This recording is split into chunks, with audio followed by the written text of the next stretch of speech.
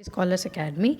If you are preparing for UGC NET JRF, ICAR NET SLET TGT PGT TET Home Science 2020, then you can subscribe and press the bell icon. This channel is run under professional experts. If you have any query, you can directly mail us on our mail ID sbscholarsacademy@gmail.com. If you need previous year question paper and question bank for the practice paper, so you can mail us. So today we talk about the theories of motivation कि कौन कौन सी theories होती हैं. जैसे कि मैंने part 1 की theory of motivation भी करा चुकी हूँ, उसमें मैंने आपसे डिस्कस किया है कि it is of basically 3 types: content, process and enforcement.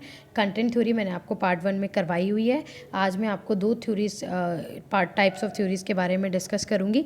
Process theory जो होती है वो हमारी इक्विटी, एक्सपेक्टेंसी, गोल सेटिंग और पोर्टर लॉरल मॉडल. तो ये थ्योरिस्ट ने क्या क्या थ्योरी में बताया है, क्या क्या थ्योरी होती है, इसके हम बारे में बात करेंगे. इक्विटी थ्योरी बेसिकली हमें एडम्स ने दी थी. बेसिकली जॉन एडम्स की मैं बात करूँगी, जिसमें कि वो हमें कहते हैं कि हमें सबको इक्वल उस पर काम करवाना चाहिए. Like there is should be a way of fairness. ऐसा नहीं कि मैं एक को पार्शल कर रही हूँ, एक को पार्शल नहीं कर रही हूँ. तो it should B equal opportunity for everyone, equal chance for everyone. Inputs हैं, ये इसके कुछ कंपोनेंट्स बताए हैं. दीज आर द आउटपुट, जिसमें कि उन्होंने बोला है कि that can be form of salary, form employee benefit, expenses, responsibility, and these are some input, जिसमें कि वो हमसे एबिलिटी, अडेप्टेबिलिटी, टॉलरेंस, डिटर्मिनेशन, इनकी बात करते हैं. तो इक्विटी थ्योरी जैसे कि नाम सजेस्ट करता है, एडम सेज कि everyone have that equal opportunity, equal chance. It should not be partial for to an A और बी एम्प्लॉय. तो it should be a equal chance for everyone. Next is expectancy theory, expectancy theory given by, postulated by Victor Vroom, जिसमें कि he says it is a very valid, comprehensive and useful approach to the management. So basically जिस पे वो हमसे 3 component पे बात करवाते हैं: valency, expectancy and instrumentality. Valency Vroom says for the reward, expectancy for the effort, and instrumentality for the performance. So Vroom says basically one employee should give that much effort कि how can I achieve my target for getting that reward or for getting that valuable performance. तो मेरे को कितना effort देना है so that I can get, for example, a company give 100 bonus, right? तो how much time I must give for my organization so that I can achieve that target. अगर आप 100 bonus कर लेंगे तो आपको एक दोबारा से प्रमोट कर दिया जाएगा to a new promotion, new scale, new pay scale. So उसके लिए मैं कितना टाइम दूँ so that I can value for that reward. So this is all expectancy theory. Next, if I am talking about, it is goal setting theory. goal setting theory में वो हमसे कहते हैं, given by एडविन लॉक, जिसमें कि वो हमसे कहते हैं कि मोटिवेशन जो होता है एक तरह का रेशनल और इंटेंशनल बिहेवियर होता है, जिसमें कि मैनेजर और सबऑर्डिनेट्स को गोल ऐसे अचीव करने चाहिए, गोल ऐसे सेट करने चाहिए that can B achievable on a regular basis, right. So goal should be moderately difficult and specific. तो ऐसा नहीं कि मैंने एक ऐसा गोल बना लिया कि आज के लिए तो आई कैन अचीव जब मैंने बनाया, लेकिन to the very next day I am so tired and I am on the leave. So it should not be good towards the organisation. उससे क्या होगा, आपकी कंसिस्टेंसी नहीं होगी and you can not get that good much of work. तो goal setting is postulated by Edwin Locke and he says कि manager और subordinate को मिलके गोल सेट करना चाहिए for a regular basis. So it is the goal setting theory, जिसमें कि जैसे कि नाम हमें सजेस्ट कर रहा है गोल सेटिंग, गोल को सेट करना. तो हम कैसे गोल सेट करें, that should be moderately difficult to specific और ऑन अ रेगुलर बेसिस वो हमारे अचीवेबल हो. Next is Porter and Lawler model, that is given by Porter Lawler, जिसमें कि वो हमसे मोटिवेशन, सेटिस्फेक्शन और परफॉर्मेंस रिलेशनशिप के बारे में बताते हैं. और पॉटर लॉरल कहते हैं कि किसी भी काम को करने के लिए मेरे अंदर वो डिज़ायर, मेरे अंदर वो स्किल्स, नॉलेज और वो मोटिवेशन मेरे अंदर होना चाहिए. खाली मेरे अंदर मोटिवेशन है कि I can do, so I can not lead that work. मेरे अंदर डिज़ायर है लेकिन मोटिवेशन नहीं है काम को करने के लिए, तो मैं नहीं काम कर पाऊँगा. थर्ड थिंग कि मेरे पास स्किल, नॉलेज है लेकिन डिज़ायर, मोटिवेशन नहीं है, तो मैं नहीं काम कर पाऊँगा. तो it is all about the 3 of the relationship. ठीक है, motivation, satisfaction and the performance. So किसी भी काम को करने के लिए आपके अंदर ये तीनों चीज़ें बहुत ज़रूरी हैं: डिज़ायर, मोटिवेशन और वो स्किल्स और नॉलेज उस परफॉर्मेंस को अचीव करने के लिए. फॉर एग्जांपल कि मैं अगर बात करती हूँ, one is getting good in cooking and उसको काउंसलिंग की ऑर्गेनाइजेशन में बैठा दिया जाए, तो क्या वो काउंसिल वहाँ पे इंडिविजुअल्स को कर पाएगा? So it's a big no. एंड वही काउंसलिंग को मैं कुकिंग करने के लिए बोल दी जाऊँ काउंसलर को, तो वो भी नहीं वो कर पाएगा. तो इट इज़ ऑल अबाउट कि आप आपका स्किल क्या है, आपका नॉलेज क्या है, आप किस उसमें एरिया ऑफ फील्ड में परफेक्ट हैं, so that you can achieve that goal, achieve that level. And motivation आपका कितना है, only motivation can not lead to you that performance. So it is all describe by Porter and Lawler model.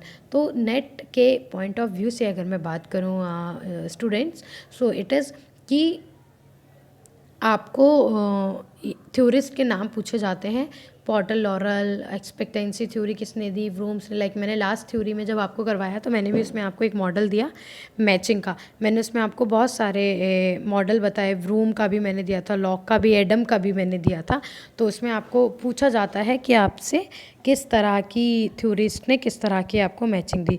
तो it is about Potter lauryl model. तो जैसे कि हमने 4 तरह की पढ़ा, equity, expectancy, goal setting, Potter, lauryl. तो equity किसने दी, एडम्स ने दी. एक्सपेक्टेंसी थ्योरी व्रूम ने दी, ठीक है. और goal setting Edwin Locke. Porter Lawler relationship बताए between motivation, performance and the satisfaction. Next I am talking about the reinforcement theory, जो कि मैंने आपको चाइल्ड डेवलपमेंट की वीडियो में भी कराया हुआ है. अगर आप थ्योरी ऑफ डेवलपमेंट वाला वीडियो मेरा ओपन करेंगे तो यू कैन सी मैंने आपको उसमें भी BF स्कर्नर, जीन पियाजे, साइकोसेक्सुअल, फ्रॉइड का भी आपको उसमें मैंने थ्योरी कराया है. उसमें भी मैंने आपको ये वाला थ्योरी के बारे में डिफाइन कराया है. So in this FRM I also describe once again कि व्हाट इज़ रेनफोर्समेंट थ्योरी. इसमें it is postulated by BF Skinner, जिसमें कि वो हमसे कहते हैं कि हमें किसी ना किसी हमारा जो बिहेवियर होता है that leads to the positive behaviour और अ नेगेटिव बिहेवियर. तो हमें उस हिसाब से उस बिहेवियर के अकॉर्डिंग, हमें उस कंडीशन के अकॉर्डिंग उसको हमें रिवॉर्ड देना चाहिए, रेनफोर्समेंट देना चाहिए. It can be form of positive, negative, punishment और एक्सटिंक्शन. ठीक है, extinction. Basically what is this, he says कि जो थ्योरी होती है बेसिकली फोकस करती है कि क्या एक इंडिविजुअल करता है अपने एक्शन के थ्रू. तो अगर वो मेरी ऑर्गेनाइजेशन में मेरे को आउटकम्स ऐसे दे रहा है, अपना इनपुट, बेस्ट इनपुट दे के, तो मैं उसको obviously I must reward positive. तो BF स्किनर सेज कि अगर someone is doing good work तो he must be rewarded positive, if not then must be negative.